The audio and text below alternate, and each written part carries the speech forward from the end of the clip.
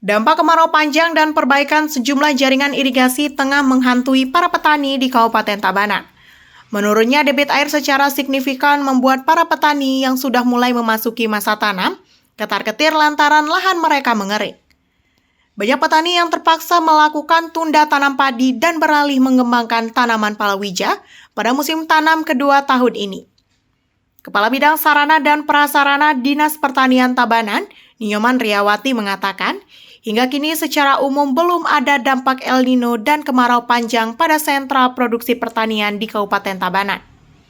Namun, sudah ada petani yang terpaksa melakukan tunda tanam padi dan beralih ke palawija atau jenis tanaman lainnya karena adanya proyek perbaikan irigasi yang mengakibatkan pasokan pengairan untuk irigasi tidak mencukupi untuk kebutuhan tanam padi.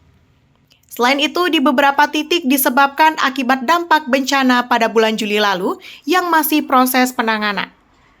Tunda tanam terbesar di lahan pertanian di wilayah Kecamatan Penebel, Baturiti, maupun di Selemadeg. Di Kecamatan Penebel ada 534,32 hektar di 8 subak yang melakukan tunda tanam. Di Kecamatan Baturiti seperti di Subak Luwus 2 Tempek Basang B dengan luas 53 hektar terjadi tunda tanam dari Agustus menjadi Oktober. Kemudian di Kecamatan Selemadeg dari rencana tanam bulan Agustus mundur menjadi September. Khusus di Selemadeg penyebabnya saluran irigasi tertimbun longsor. Saluran irigasinya kini sudah diperbaiki dan air sudah mengalir.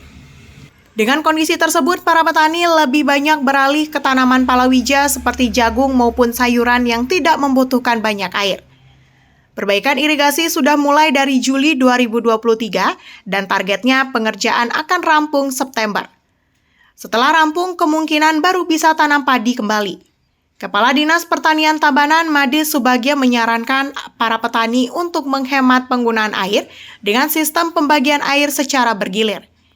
Pihaknya juga berupaya memaksimalkan pemanfaatan embung dengan pompanisasi dan perbaikan jaringan irigasi tersier untuk mengurangi kebocoran sehingga air dapat dipergunakan oleh petani secara optimal. Bagi petani yang belum menanam, diminta menunda jadwal tanam.